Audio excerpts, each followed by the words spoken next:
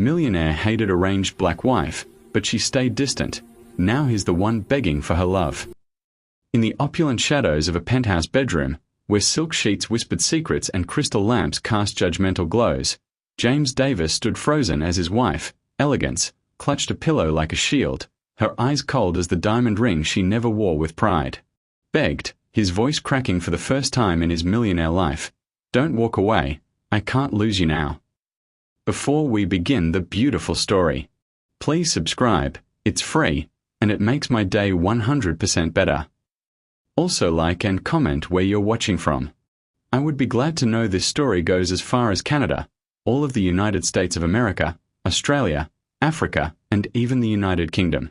So let me know where you're watching from on comment section. I pray may the good God Almighty bless and preserve you all and your family.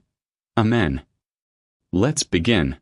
They say money can't buy happiness, but James Davis had spent his entire adult life proving that theory wrong. At 34, he commanded a real estate empire worth over $800 million, lived in a penthouse that overlooked the glittering San Francisco skyline, and drove cars that cost more than most people's homes. He had everything a man could want, except the freedom to choose his own wife. The arrangement had been his father's dying wish, a merger of two powerful families, the Davises and the Okafors. Elegance Okafor was the daughter of Nigerian business magnates who had built their fortune in telecommunications across West Africa. The marriage would open doors to African markets, create unprecedented business opportunities, and unite two empires. It was, as his mother had said at the rehearsal dinner, a match made in boardroom heaven. James had hated the idea from the moment it was proposed. Not because Elegance wasn't beautiful. She was stunning, with rich dark skin that seemed to glow from within, intelligent eyes that missed nothing, and a grace that matched her name. He hated it because it was forced, because someone else had decided his fate, because his father, even from the grave, was still controlling his life. Their wedding day had been a spectacle of wealth and tradition, blending American opulence with Nigerian cultural ceremonies. 300 guests had witnessed their union, but James had barely looked at his bride. He'd gone through the motions mechanically, his jaw tight, his eyes distant. When the officiant pronounced them husband and wife, James had given Elegance the briefest of kisses, more obligation than affection. That was 8 months ago. Now, as James stood in the doorway of their master bedroom, watching Elegance cradle a pillow against her chest while gazing out at the city lights, he felt something he hadn't expected: regret. Not for the marriage itself, he still resented the arrangement, but for how he'd treated her.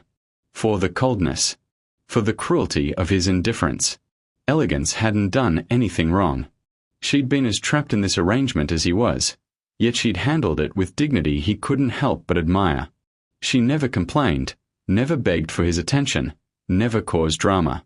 She simply existed in their shared space like a beautiful ghost, present but untouchable, near but impossibly distant.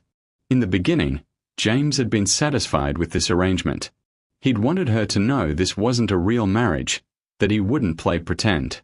He'd been cold and dismissive, often eating dinner in his office rather than at their dining table. He'd taken business trips without telling her, come home late without explanation, and made it clear through 1,000 small actions that she was an unwelcome addition to his carefully constructed life. Elegance had never fought back. She'd simply retreated. Into her art, her books, her own private world. She'd converted one of the spare bedrooms into a studio where she painted for hours, creating vibrant abstract pieces that sold for impressive prices at galleries under a pseudonym. She'd made friends in the city, joined a book club, volunteered at a literacy center in Oakland. She'd built a life that didn't include him. And somewhere along the way, James had started noticing. He'd noticed how she hummed softly when she cooked traditional Nigerian dishes in their kitchen, filling their home with unfamiliar but intoxicating aromas. He'd noticed how she spoke to her mother on the phone in Igbo, her voice warm and animated in a way it never was with him. He'd noticed how she looked in the morning, natural and unguarded, before she saw him, and her expression would shudder into polite neutrality. He'd noticed, and something had shifted.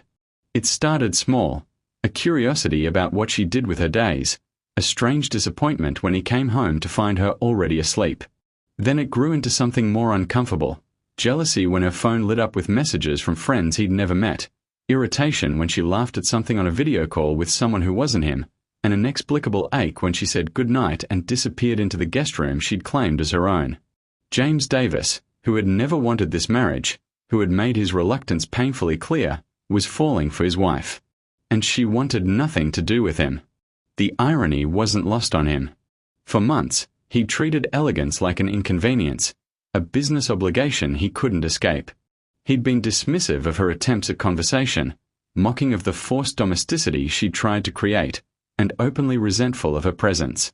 He'd wanted her to understand that this arrangement meant nothing to him. She'd understood perfectly. And now that he wanted something different, now that he found himself wanting to know her thoughts, hear her laugh, earn her smile, she was the one who was distant. She was the one who treated their interaction as a business arrangement. She was the one who kept her heart carefully locked away. "Did you need something?" Elegance asked without turning around, her voice polite but devoid of warmth. She'd sensed his presence in the doorway, though he hadn't made a sound. James opened his mouth, then closed it. What could he say? "I'm sorry for being cruel. I'm sorry I wasted 8 months pushing you away. I'm sorry I didn't see what was right in front of me. Just, good night," he said finally, the words inadequate. "Good night, James," she replied, still not turning to look at him. He stood there a moment longer, wanting to say more, but the distance between them, barely 15 feet of physical space but an ocean of emotional damage, felt insurmountable. Finally, he turned and walked to his own bedroom, the master suite that should have been theirs together but had become his lonely kingdom.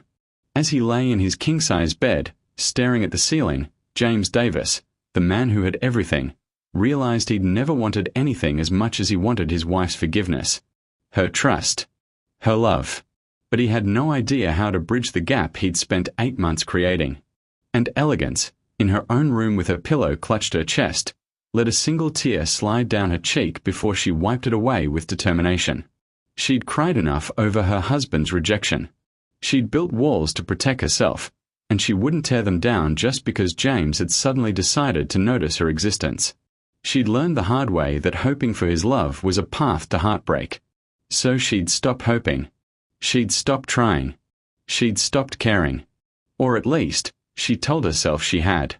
This was the story of 2 people trapped in a marriage neither wanted, discovering too late that the prison they'd built might have been the home they'd been searching for all along. This was a story of pride and pain, of walls built and walls broken, of the hardest question anyone can face. Is it ever too late to fix what you've broken? James Davis was about to find out. And he was terrified of the answer. 3 weeks after that night in the doorway, James's carefully controlled world began to crack. It was a Thursday evening, and he'd come home early with the intention of finally talking to Elegance. Really talking, not just exchanging polite pleasantries about the weather or household logistics. He'd been working up the courage for days, rehearsing what he might say, how he might begin to apologize for months of coldness. He'd brought flowers, which now felt ridiculous as he stood in their apartment's foyer, holding a bouquet of Elegance's favorite peonies like a nervous teenager. The apartment was quiet except for the faint sound of Elegance's voice coming from the living room. She must be on the phone. James was about to announce his presence when he heard his name, and instinct made him freeze. Can't keep doing this, Auntie. Living in the same house with someone who looks at you like you're a burden? It's exhausting. Elegance's voice carried a weariness James had never heard before. She always sounded so composed, so unaffected by their situation. He should have walked away. Should have made noise to let her know he was there. Instead, he stood motionless in the hallway, hidden from view, and listened. I know I agreed to this. I know it was supposed to help both our families. But I didn't think. She paused, and James heard her take a shaky breath. I didn't think it would hurt this much. Being invisible to someone you see every day. I thought I could handle it. Be professional about it. But Auntie, I'm so lonely. The raw pain in her voice hit James like a physical blow. He'd known she wasn't happy. How could she be? But he'd somehow convinced himself that she was fine, that she'd accepted their arrangement as easily as she seemed to accept everything else. No, he doesn't know. Elegance continued. How could he? He barely looks at me long enough to see anything. And I wouldn't tell him anyway. I still have my pride. A bitter laugh. That's probably all I have left. There was a long pause as her aunt responded. I've thought about it, Elegance said quietly. Asking for an annulment or a divorce. But it would destroy everything our families worked for. The merger, the business deals, it would all fall apart. And after everything my parents sacrificed to build their company, to give me opportunities, I can't be the one who ruins it. I can't be that selfish. James's chest tightened. She'd thought about leaving. Of course she had. Why would she want to stay in a marriage where she was treated as an obligation? 2 years, Elegance said. That's what I told myself. 2 years to make the business arrangements solid enough that they won't fall apart without the marriage. Then maybe we can quietly separate. Cite irreconcilable differences. By then, enough time will have passed that our families can't blame it on either of us not trying. 2 years. She was counting down the days until she could leave him. I know Mama would be disappointed, Elegance continued, her voice thick with unshed tears. She had such hopes for this marriage. She thought James and I would fall in love, create a life together. She doesn't see how he looks through me like I'm glass. Or maybe she does see, and she just pretends not to because admitting it would mean admitting she pushed me into this. James heard movement, Elegance walking to the window, perhaps, her footsteps soft on the hardwood floor. The worst part, she said, so quietly James had to strain to hear. The worst part is that I could have loved him. He's brilliant and driven, and underneath all that coldness, I think there's someone worth knowing. In another life, if we'd met differently. But you can't build love on resentment. And he resents me so much for existing, for being forced on him. I paint to escape, she answered whatever her aunt had asked. When I'm creating, I can forget that I'm living in this beautiful prison with a husband who wishes I would disappear. The studio is the only place I feel like myself anymore. The only place I'm not constantly aware that I'm unwanted. There was another long pause, then a soft sigh. I should go. I need to finish dinner before James comes home. Not that he'll eat it. He usually orders something for his office or claims he already ate. But I keep cooking anyway, like maybe one day he'll surprise me. Another bitter laugh. How pathetic is that? Still hoping for crumbs of attention from someone who made it clear I'm nothing but an inconvenience.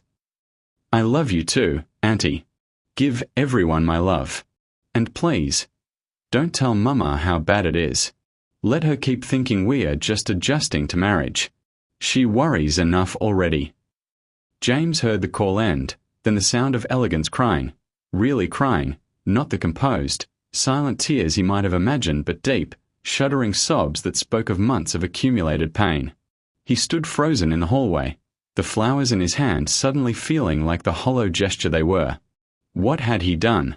He'd been so focused on his own resentment, his own anger at having his choices taken away, that he'd never considered the full weight of what he was doing to her.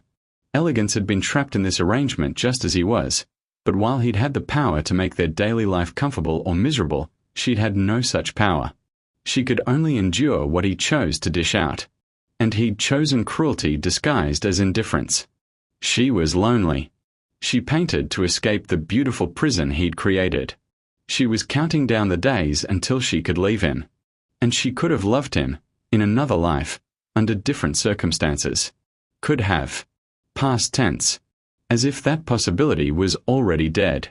James looked down at the peonies in his hand, their soft pink petals suddenly seeming ridiculous. Did he really think flowers would fix this? That a single gesture could undo 8 months of making her feel invisible and unwanted? He heard Elegance moving in the living room, heard her blow her nose and take several deep breaths, composing herself, no doubt, rebuilding the calm facade she wore around him.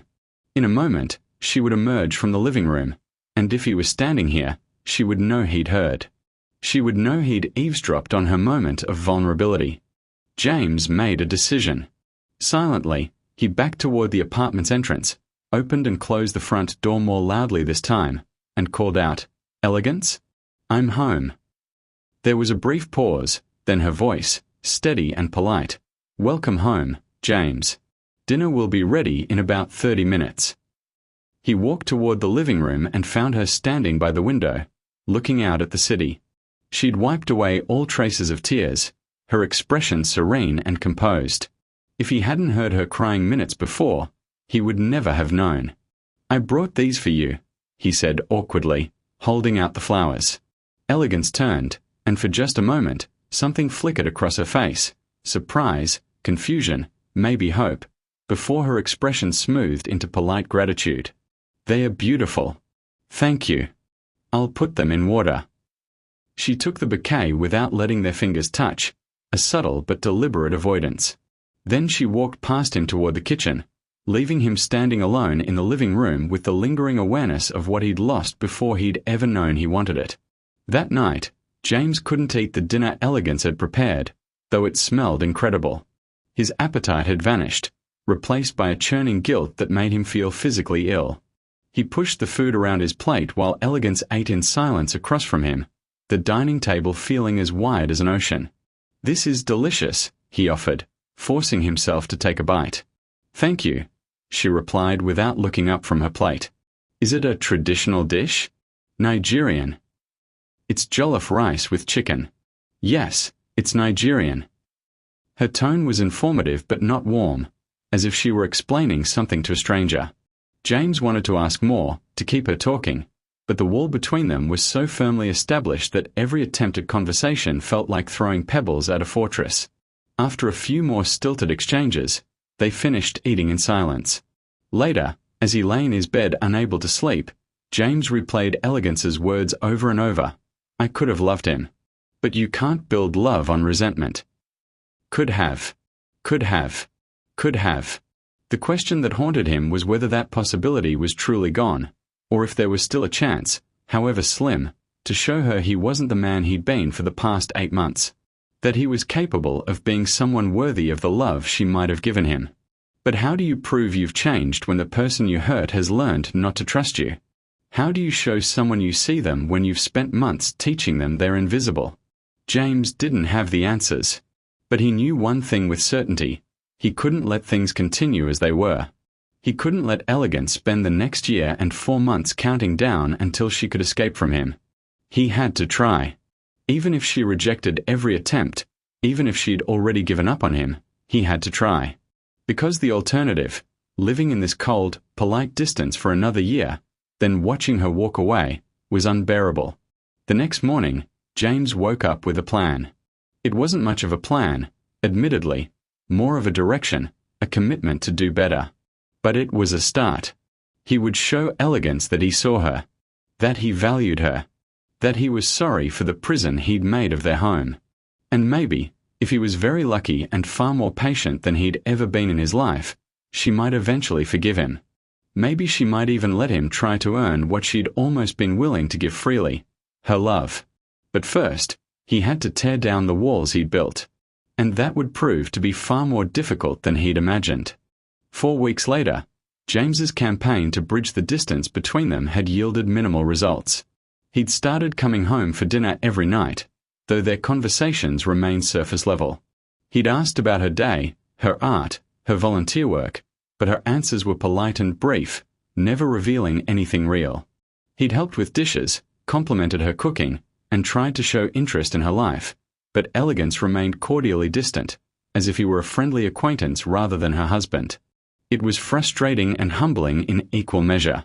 James was used to getting what he wanted. In business, his determination and strategic thinking had built an empire. But with Elegance, every advance was met with a graceful retreat, every attempt at connection politely deflected. "She doesn't trust you," his business partner Marcus had said when James had finally broken down and asked for advice. "And why should she? You spent 8 months treating her like she was nothing. Now you want her to believe you've changed? You have to prove it, man. And that takes time." Time. The one thing James had always been impatient with. The charity gala was Elegance's idea, though she'd presented it as a business opportunity rather than a social event. The Okafor Foundation is hosting a fundraiser for education initiatives in West Africa, she told him one evening over dinner. Several of your business contacts will be there. It would be good for appearances if we attended together. Always framing things in terms of business and appearances, never acknowledging that they were married for any reason other than corporate strategy. It stung, but James had agreed readily. An entire evening with elegance at his side, a legitimate reason to stand close to her, maybe even dance with her, he'd take whatever he could get. The night of the gala, James finished dressing early and waited in the living room, telling himself he wasn't nervous. He was a man who regularly negotiated million-dollar deals without breaking a sweat. A social event shouldn't make his palms clammy. Then elegance emerged from her bedroom, and James forgot how to breathe. She wore a floor-length gown in deep emerald green that complemented her skin tone perfectly. The dress was elegant and sophisticated, with a fitted bodice and flowing skirt that moved like water when she walked. Her hair was styled in an elegant updo that showcased her graceful neck and the delicate gold jewelry she wore, pieces that looked like traditional Nigerian designs. She was breathtaking, and she barely glanced at him. "I'm ready," she said simply, picking up her clutch. "You look." James struggled to find words adequate to describe her. "You look absolutely stunning." "Thank you," she replied with polite gratitude, no more affected by his compliment than if he'd commented on the weather. "We should go. The car is waiting." During the drive to the venue, James tried to make conversation, but Elegance was absorbed in her phone, checking last-minute details for the event. He'd learned over the past weeks that she was deeply involved in her family's foundation work, spending hours coordinating education programs and scholarship opportunities for underprivileged students. It was impressive and admirable, but she rarely talked about it with him beyond the basic facts. The gala was held at a historic mansion in Pacific Heights, the kind of venue where San Francisco's elite gathered to see and be seen while writing checks for good causes.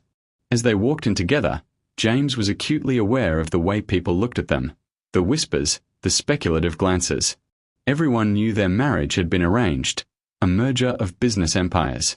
Everyone wondered what their relationship was really like behind closed doors. If only they knew the truth, that they were strangers living in the same house, that his wife counted down the days until she could leave him, that he'd realized too late he was falling for a woman who'd learned not to care. James. Elegance. A warm voice cut through his thoughts. Caroline Wu, an old friend from college and now a prominent attorney, approached with a genuine smile. "It's so good to see you both. Elegance, that dress is magnificent." "Thank you, Caroline," Elegance replied, and James noticed how her smile became real, her posture relaxing slightly. With others, she was warm and engaging. It was only with him that she maintained her careful distance. "How's married life treating you?" Caroline asked with a knowing look, aware of the arranged nature of their union. "It's an adjustment," Elegance said diplomatically, "but we are finding our rhythm." The lie was delivered smoothly, practiced. As Caroline engaged them in conversation about the foundation's work, James watched Elegance transform. She spoke passionately about education equity, about the talented students who just needed opportunities, about her vision for expanding the foundation's reach. Her eyes lit up, her hands moved expressively, and her whole being radiated purpose and conviction. This was who she was when she wasn't guarding herself around him. This was the woman he'd never allowed himself to see. Throughout the evening, James stayed close to Elegance as she networked and mingled.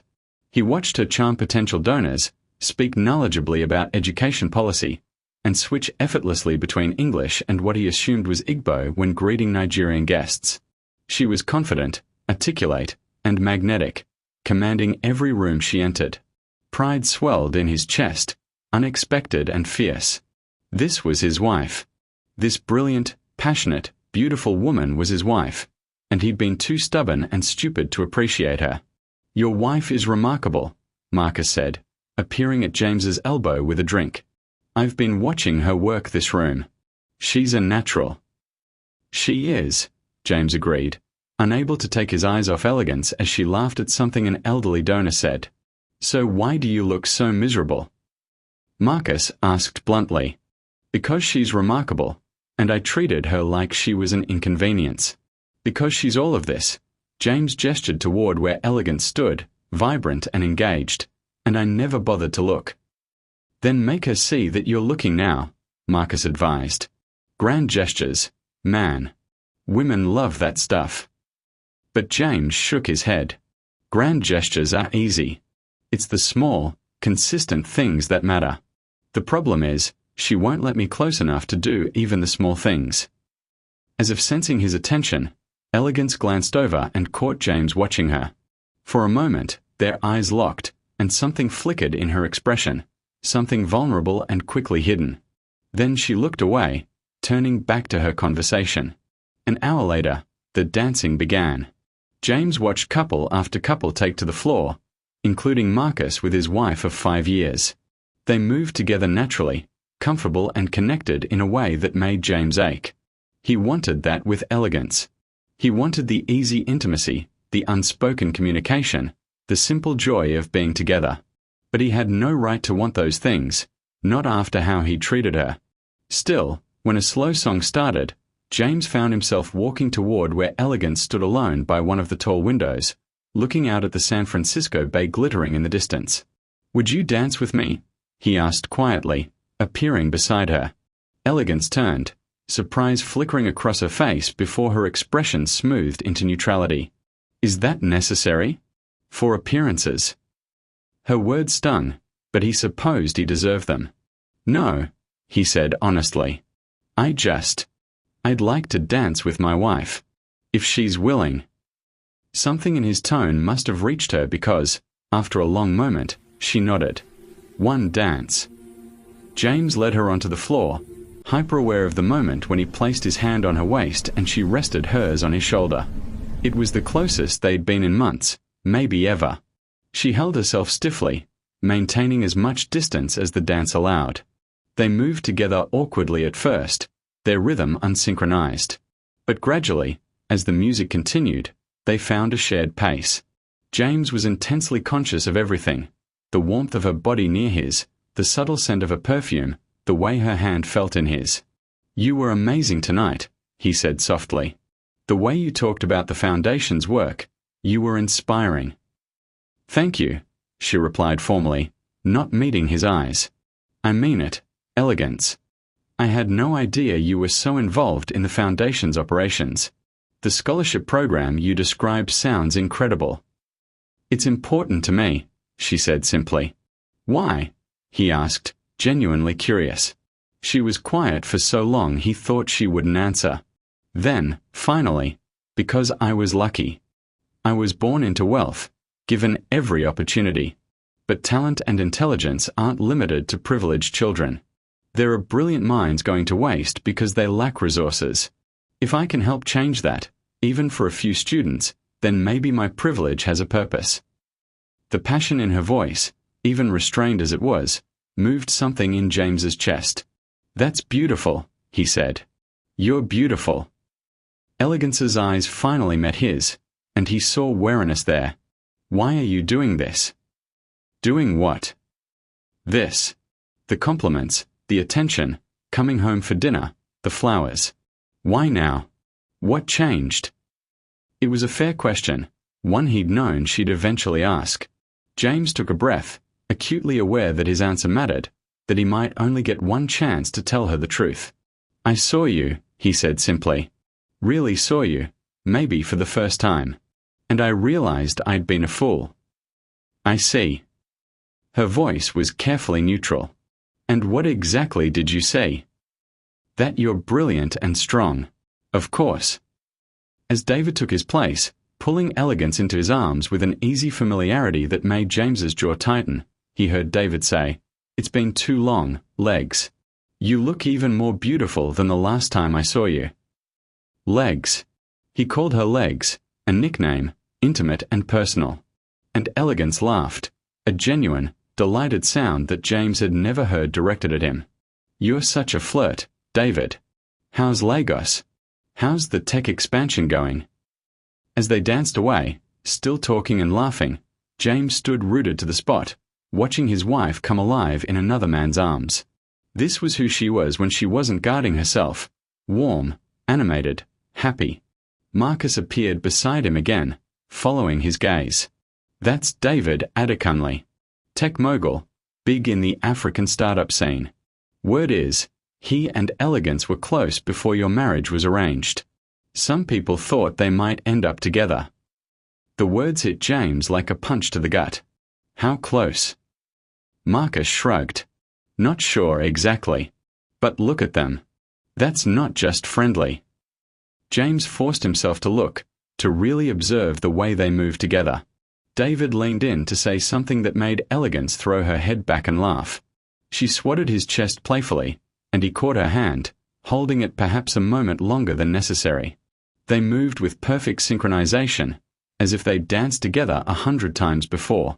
They looked right together. Natural. Happy. Had this been the man Elegance loved before she was forced to marry James? Had James taken her away from someone who actually wanted her, someone who made her laugh like that? The song ended, but David didn't immediately release Elegance. He said something close to her ear that made her smile, a softer, almost wistful smile. Then, finally, they separated, but David kept hold of her hand as he led her off the dance floor. James wanted to follow them, to insert himself back into Elegance's orbit, but he couldn't move. He felt paralyzed by a jealousy he had no right to feel and a realization that was crystallizing with painful clarity. He wasn't just falling for Elegance. He'd already fallen. Somewhere between watching her paint in her studio, listening to her hum while cooking, and seeing her light up this room with her passion and intelligence, he'd fallen completely and utterly in love with his wife. And he might have already lost her to a man who'd appreciated her before James even knew what he had. For the rest of the evening, James watched from a distance as David stayed close to Elegance's side. They talked with donors together, laughed at inside jokes, and moved through the room like a team that had been working together for years. Once, David's hand rested on the small of Elegance's back as he guided her toward another group. The same gesture James had tried earlier in the evening, only to have Elegance subtly step away. She didn't step away from David. When the gala finally ended, David hugged Elegance goodbye, a long, warm embrace that made James want to tear the man's arms from his body.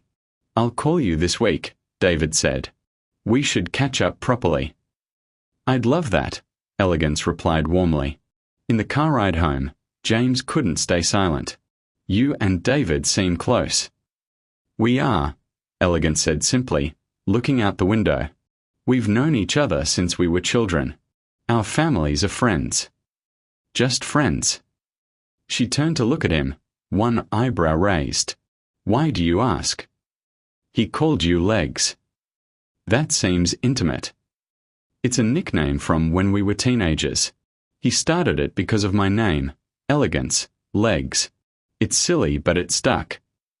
Her tone was casual, but James detected something underneath it. A challenge, maybe, or a test. "Were you two before we married?"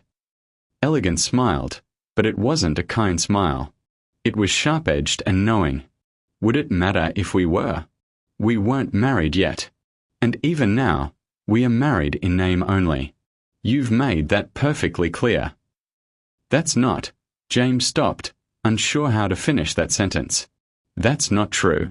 But it was true, or had been for 8 months. "That's not what I want." But he had no right to tell her what he wanted, not after everything.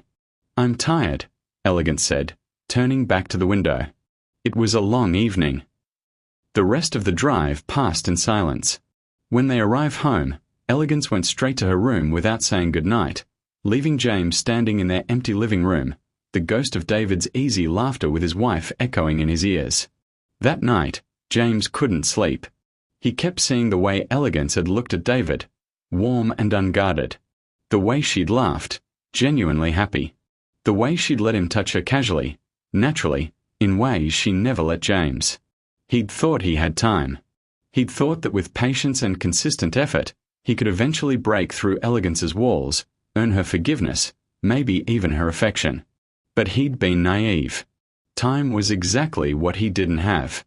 Because while James had been slowly realizing what he'd lost, David Adekunle had been waiting in the wings.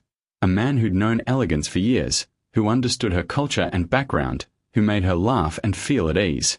A man who probably should have married her in the first place, if family business arrangements hadn't gotten in the way. The question that haunted James as dawn began to break outside his window was terrible in its simplicity. When Elegance finally freed herself from this marriage, would she return to David? Would James have to watch from a distance as his wife, his ex-wife, found happiness with someone else? Or was there still time, still a chance, to show her that he could be what she needed? That he could make her laugh like that, make her feel safe enough to be unguarded, earn the warmth she gave so freely to others but withheld from him? James didn't know. But as he finally drifted into fitful sleep, he made a decision. He would fight for her. Not with grand gestures or expensive gifts, but with the daily, consistent proof that he saw her, valued her, and was willing to be patient until she could trust him again. Even if it took far longer than the year and 4 months she'd allotted to their marriage. Even if David Adekunle was everything James wasn't, easy and warm and already welcomed into Elegance's guarded heart. He would fight. Because the alternative, giving up, letting her go without trying, was unthinkable. Somewhere in her own room, Elegance lay awake too, staring at her ceiling with David's voice echoing in her mind.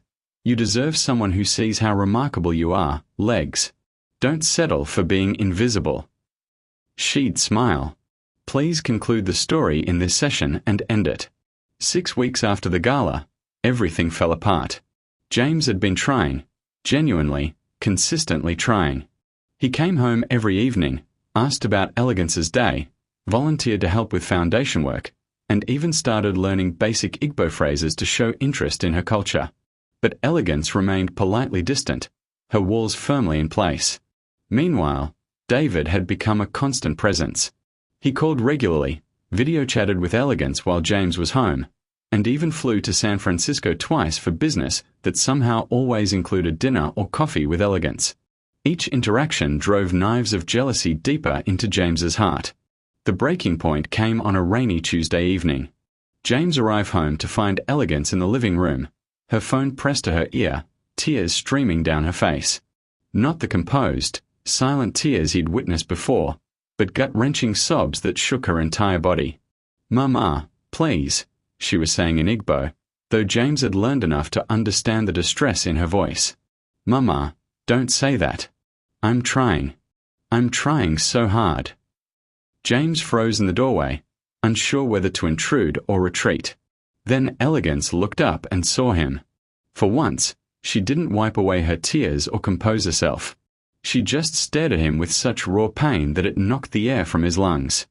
"I have to go, Mama," she said softly into the phone. "I love you." She ended the call and sat there, tears still falling, making no attempt to hide them. James crossed the room without thinking, sitting beside her on the couch, closer than she usually allowed. "What happened?" he asked gently. Elegance laughed bitterly. "My mother is dying." The words were so matter-of-fact, so devoid of her usual careful control, that it took James a moment to process them. "What?" "Cancer. Stage 4. They found it 3 months ago, but she didn't tell me because she didn't want to worry me. She thought she'd beat it, that she'd be fine and I'd never need to know." Elegance's voice broke. "But she's not fine. She's getting worse, and she finally told me today because she wants me to come home. To Nigeria. To say goodbye." "Then we'll go," James said immediately. "We'll leave tomorrow. Tonight if we can get a flight." Elegance shook her head. "You don't understand. She wants me to come home, but not for a visit. She wants me to stay. To be there for however long she has left. Weeks, maybe months. She's asking me to choose between being with her and honoring this marriage arrangement that's supposed to help our families." "There's no choice," James said firmly. "You need to be with your mother. The business can wait. Everything can wait." "Can it?" Elegance turned to face him fully, her eyes red and swollen but blazing with an emotion James had never seen before. "You spent 8 months making it clear this marriage was a burden to you. Now, when I need to leave, suddenly it doesn't matter. What game are you playing, James?" "I'm not playing any game. I don't." She stood abruptly, pacing away from him. "Don't you dare say you care now. Not when my mother is dying. Not when I'm falling apart. You don't get to suddenly play the concerned husband after months of treating me like I was invisible. I know, James said, standing too. I know I was cruel. I know I wasted months pushing you away. But I'm telling you the truth now. Go to your mother. Stay as long as you need. I'll handle everything here. Elegance laughed, the sound hollow. And the business arrangements? The merger that depends on our marriage? If I leave for months, people will know something's wrong. They'll question whether this marriage is real, whether the alliance is stable. Everything our families worked for could collapse. I don't care, James said, and meant it with a ferocity that surprised him. Let it collapse. Your mother is more important than any business deal. Easy for you to say, Elegance shot back. It's not your family's legacy on the line. It's not your mother who sacrificed everything to build something from nothing, only to watch it potentially crumble because her daughter couldn't honor a simple arrangement. Then I'll come with you, James said desperately. We'll go together. We'll maintain appearances while you're with your family. No. The word was final, absolute. I don't want you there. I don't want to pretend to be a happy couple in front of my dying mother. I don't want her last memories of me to include the lie of this marriage. The rejection stung, but James pushed through it. What do you want, Elegance? Tell me what you want, and I'll make it happen. She turned away, wrapping her arms around herself. When she spoke, her voice was barely a whisper. I want to go back in time. I want to have married someone who wanted me. I want my mother to not be dying. I want to not be trapped between duty and heartbreak. She paused, then added, I want things I can never have. James crossed the room, standing behind her but not touching her, respecting the distance she needed. I can't give you a time machine. I can't save your mother. But I can give you freedom. If you want to end this marriage, if you want an annulment or divorce, I won't fight it. I'll take full responsibility with both our families. I'll make sure their business relationship stays intact. Just don't let our arrangement keep you from being with your mother. Elegance turned slowly, studying his face as if trying to determine whether he was sincere. Why? Why would you do that? You'd lose everything you've gained from this merger. Because you were right, James said quietly. This marriage was supposed to be about business, about family obligations. But somewhere along the way, it became about you. About how I failed you. And I can't fail you again, not in this. If setting you free is what you need, then that's what I'll do. For a long moment, they stood in silence, the rain pattering against the windows the only sound. Then Elegance said something James never expected. I don't want a divorce. James's heart stuttered. You don't. No. She sank onto the couch again, suddenly looking exhausted. My mother, one of the last things she said was that she was so happy I'd found you. That she was glad I wouldn't be alone. Even dying, she's worried about me being taken care of. Elegance's voice cracked. How can I tell her the truth? How can I spend her last weeks or months making her worry about me? Understanding dawned, painful and clear. So you'll stay married to me for her sake. To give her peace. Don't make it sound noble, Elegance said bitterly. It's just another lie. Another performance. Just like everything else in this marriage. It doesn't have to be, James said, sitting beside her again. This time, he took her hand, half expecting her to pull away. She didn't. Let me come with you to Nigeria. Let me support you through this. Not as a performance, but as your husband. Your real husband. You don't know what you're asking, she said, but she didn't remove her hand from his. Meeting my family, being there for all of it. It's not a business trip, James. It's intimate and painful and real. I know. He squeezed her hand gently. And I'm asking anyway. Please, Elegance. Let me be there for you. Let me prove I'm not the man I was 8 months ago. She looked at their joined hands for a long moment, then up at his face, searching for something. Whatever she saw must have satisfied her because she nodded slowly. Okay. But James. Her voice was firm despite her tears.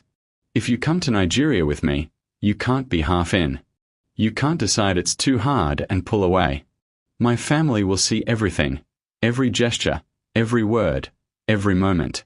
If you're going to do this, you have to commit. Can you do that? James thought about what she was asking. To step fully into a marriage he'd spent months running from. To be a real husband to a woman who had every reason not to trust him. To face her family knowing they would see right through any pretense. It terrified him. And he'd never been more certain of anything in his life. Yes, he said. I can do that. 3 days later, they landed in Lagos. The Okafor family compound in Lagos was nothing like James had imagined. He'd expected something ostentatious. After all, the Okafors were telecommunications moguls worth hundreds of millions. Instead, he found a sprawling but warmly traditional estate where 3 generations lived together, where the smell of cooking filled the air, and where family members greeted each other with long embraces and rapid-fire Igbo that James couldn't follow. Elegance transformed the moment they arrived. The cool, distant woman from San Francisco disappeared, replaced by someone warmer, more animated. She hugged aunts and uncles, laughed with cousins, and spoke in flowing Igbo that sounded like music. And she cried. When she finally saw her mother, Elegance broke down completely, dropping to her knees beside the chair where Mrs. Okafor sat wrapped in colorful fabrics, a headscarf covering her hair loss from chemotherapy. "Mama," Elegance sobbed, burying her face in her mother's lap like a child. Mrs. Okafor stroked her daughter's hair with thin, trembling hands, murmuring comfort in Igbo. Then her eyes lifted to James, standing awkwardly in the doorway with their luggage, and she smiled, a smile that despite the illness ravaging her body, was full of warmth and knowing. "You brought your husband. Good. Come here, James. Let me look at the man who won my daughter's heart." James approached, aware that every family member in the room was watching him. When he reached Mrs. Okafor, she took his hand in her frail one, studying his face intently. "I see sadness in your eyes," she said in accented but clear English. "And regret. And love. So much love." She glanced at Elegance, who had raised her head, tears still streaming. "Does he know you love him too, child?" Elegance froze, her eyes widening. "Mama, I—" "Don't lie to your dying mother," Mrs. Okafor said gently. "I've known since the wedding. I saw how you looked at him during the ceremony, like you were hoping he might look back. Did he ever look back, any?" The silence that followed was deafening. James stared at Elegance, his heart pounding. She'd loved him. From the beginning? "Mama, this isn't the time," Elegance started. "There may not be another time," her mother interrupted. "I want to see you happy before I go. Both of you happy. Life is too short to waste on pride and fear." She squeezed James's hand. "My daughter is stubborn. Always has been. And I think you have been foolish. But you're here now. Don't waste this time." Over the following weeks, James discovered what it meant to be part of Elegance's world. He learned that she'd grown up surrounded by love, loud, boisterous, unconditional love that was expressed through food and laughter and endless teasing. He learned that she'd been sheltered and cherished, the youngest daughter of parents who'd built an empire specifically to give their children opportunities they'd never had. He learned that she sang while cooking, taught neighborhood children English on weekends, and had a wicked sense of humor that emerged around her siblings. He learned that she was terrified of losing her mother, but faced that fear with grace and strength, spending hours at her mother's bedside reading, talking, or simply holding her hand. And he learned, through observation and through stories her family told, that Elegance had indeed loved him from the beginning. She was so nervous before the wedding, her older sister Adiz told James one evening while they prepared dinner together. She kept saying, "What if he hates me? What if we have nothing in common?" She'd seen your picture, read about your business success, and she was hoping, really hoping, that maybe you could build something real together. The guilt James felt was crushing. "I didn't give her a chance." "No, you didn't," Adiz agreed bluntly. "And you hurt her badly. But you're here now. That counts for something." does it? She barely speaks to me unless her mother is in the room. She's protecting herself, Adiz said. Can you blame her? You taught her that opening her heart to you was dangerous. James couldn't argue with that. So instead, he tried to show elegance through actions what he couldn't yet seem to express in words. He sat with Mrs. Okafor when elegance needed to rest, reading to her or simply keeping her company. He helped around the compound, learning to prep vegetables for massive family meals, playing with nieces and nephews, and attempting to understand the rapid conversations happening around him. He learned basic Igbo phrases beyond the greetings he'd memorized, asked Elegance's father about the family business, and listened to stories about Elegance's childhood. He showed up, consistently and genuinely, in ways large and small. And slowly, almost imperceptibly, Elegance began to soften. It started with small things. She stopped tensing when he sat beside her. She translated conversations he couldn't follow. She smiled, really smiled, when he accidentally insulted himself in broken Igbo while trying to compliment her aunt's cooking. One evening, 3 weeks into their stay, they walked together through the compound's garden after dinner. The air was warm and thick with the scent of tropical flowers, and the sun was setting in brilliant oranges and purples. Your family is wonderful, James said, breaking the comfortable silence. They are, Elegance agreed. Overwhelming sometimes, but wonderful. I understand now why you missed them. Why it was hard being alone in San Francisco. Elegance glanced at him. I wasn't alone in San Francisco. I was lonely. There's a difference. I know, James said quietly.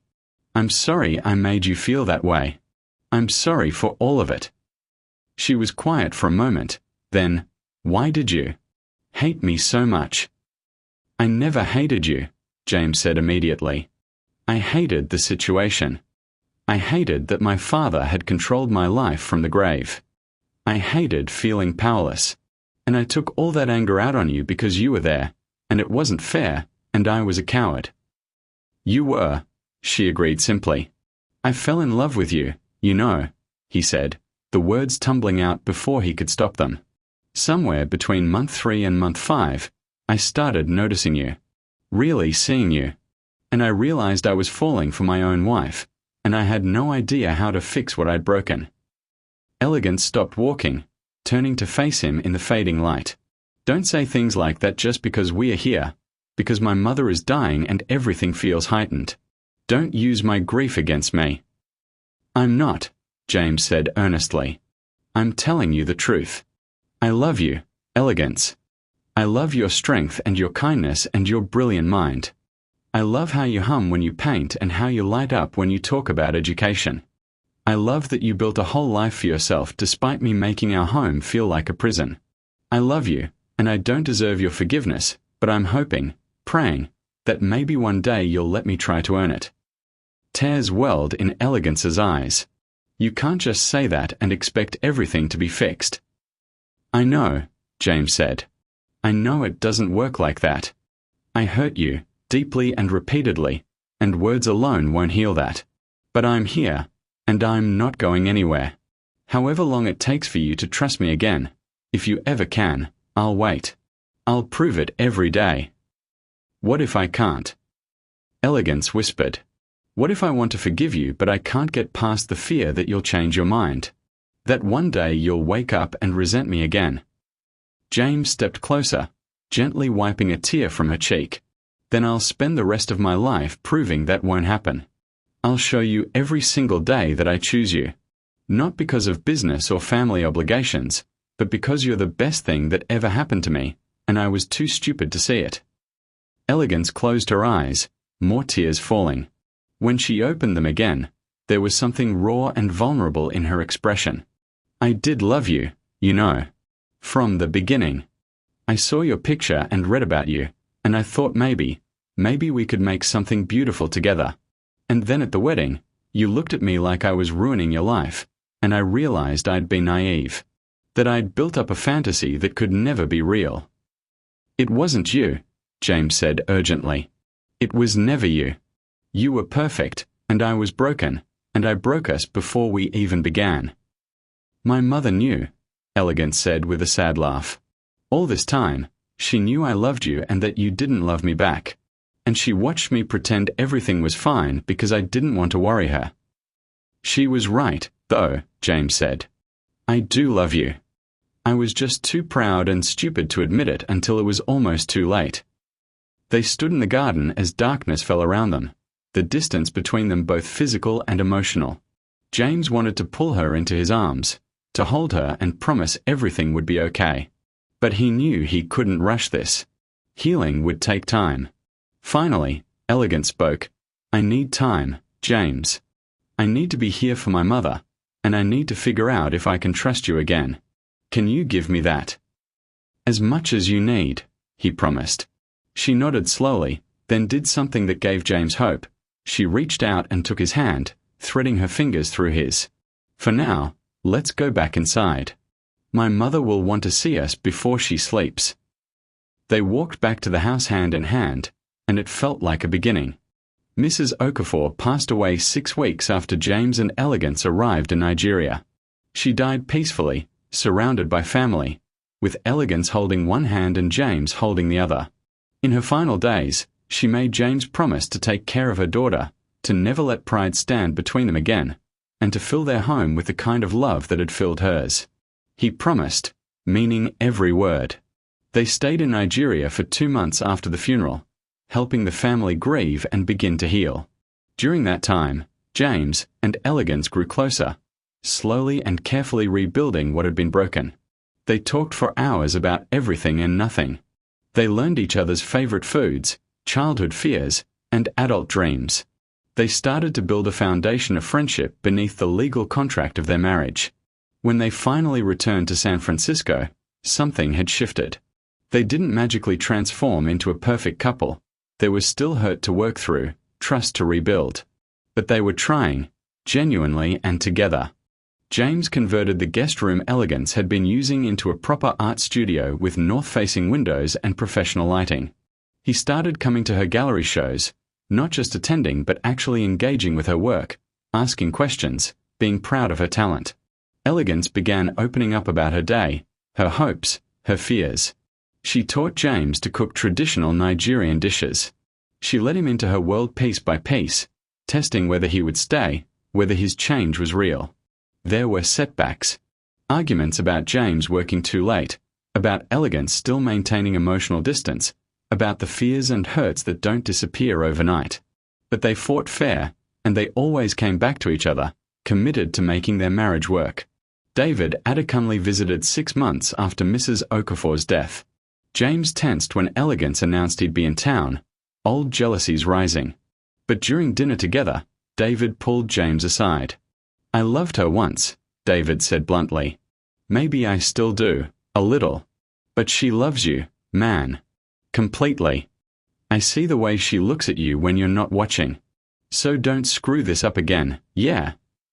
James promised he wouldn't. Now, 18 months after that terrible night when Elegance's world fell apart and James stepped up, they stood together in the master bedroom.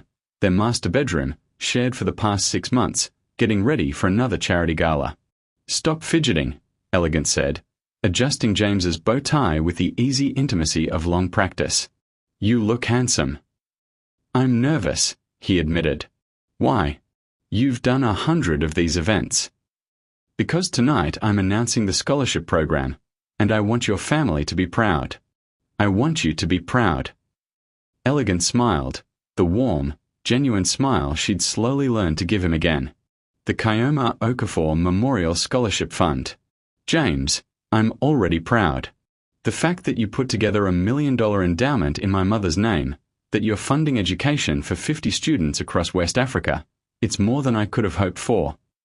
Your mother believed education was the key to everything, James said. If I can help her dream continue, then maybe I can honor her memory. And thank her. Thank her for what?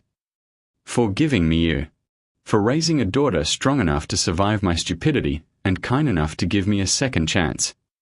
Elegance rose on her toes to kiss him softly. 3rd or 4th chance, if we are counting. But who's keeping track? They laughed together, and James marveled at how far they'd come. This woman, brilliant, beautiful, and somehow still willing to love him, was his wife. Not because of a business arrangement or family obligation, but because they'd chosen each other, fought for each other, and built something real from the ruins of a terrible beginning. "I love you," he said, as he did every day now, making up for all the times he should have said it before. "I know," Elegance replied, as she always did. Then, softer, "I love you too." At the gala, James watched Elegance work the room like she had at that first event, but now he stood beside her as a real partner. When they announced the scholarship fund, Elegance cried happy tears, and James held her hand through the applause. Later, when they danced, there was no stiffness, no distance. They moved together like they'd been doing this forever, like they were meant to fit together exactly this way. "What are you thinking?" Elegance asked, noticing his soft smile. "That I almost lost this. I almost lost you because I was too proud and stupid to see what was right in front of me." "But you didn't lose me," she said simply. "I'm right here."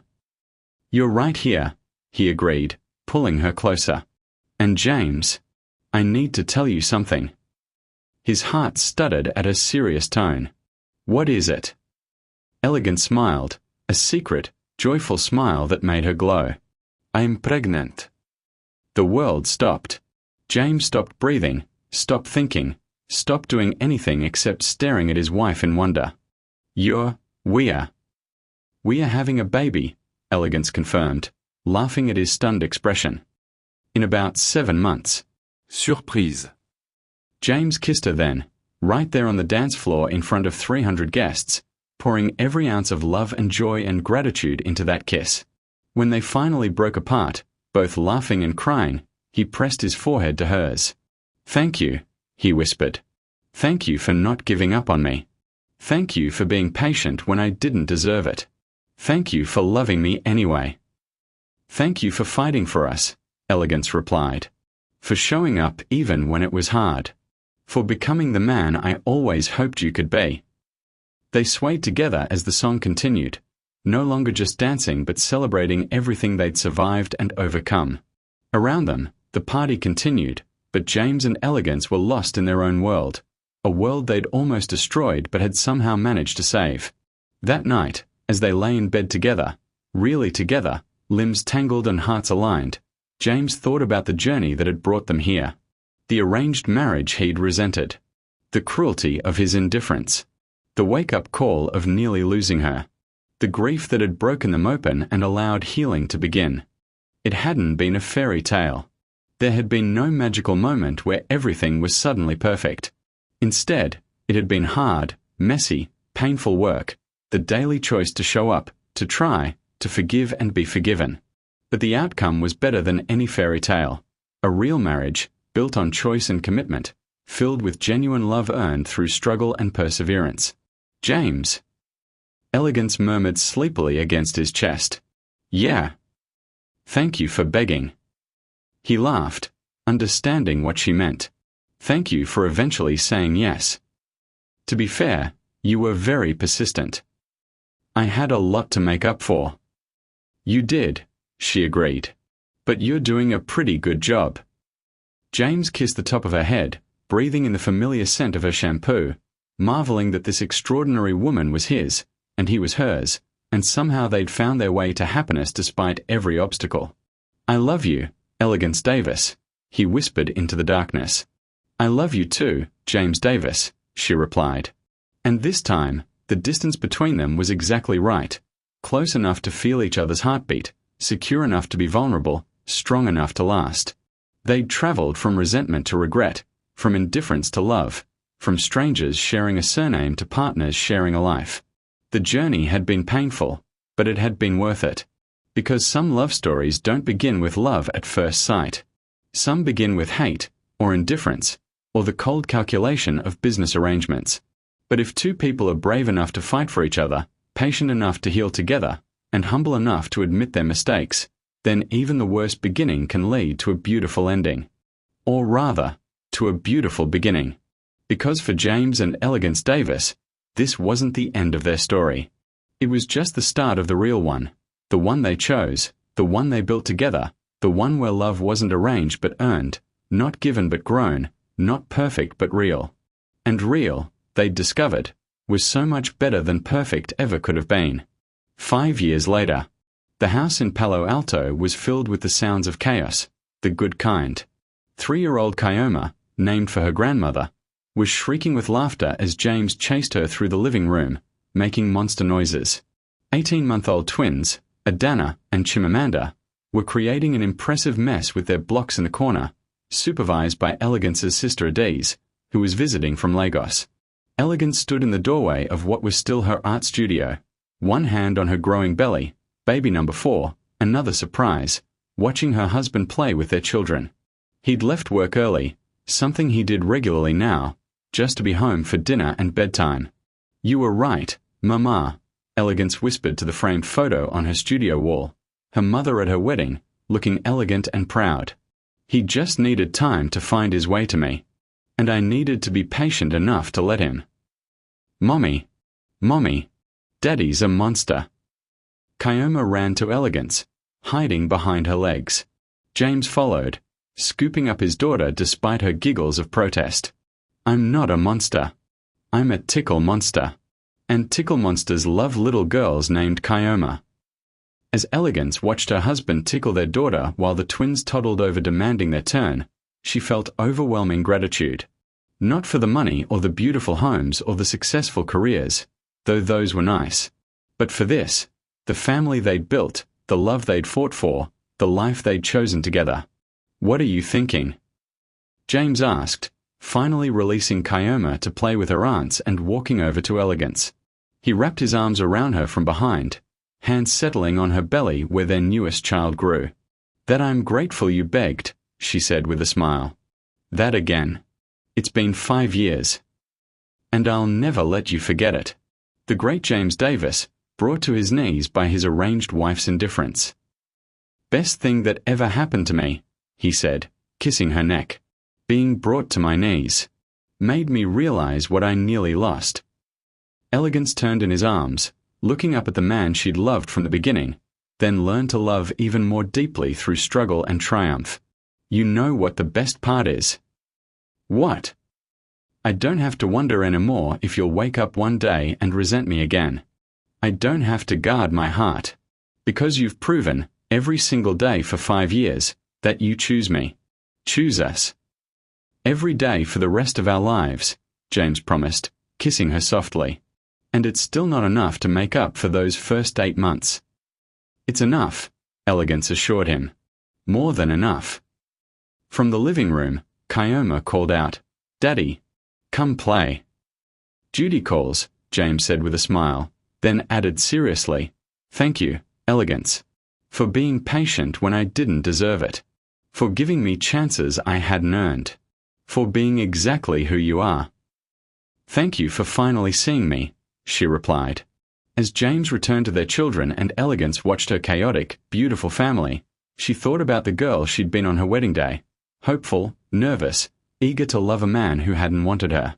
And she thought about the journey that had brought her here, the pain, the loneliness, the slow rebuilding of trust, the gradual transformation of obligation into devotion.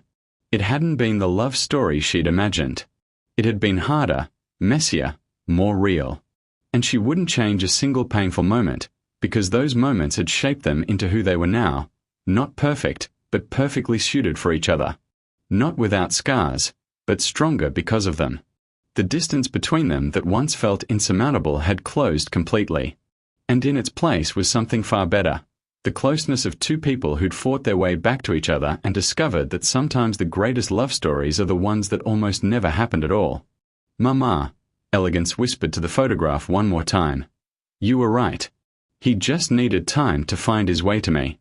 And I'm so glad I waited."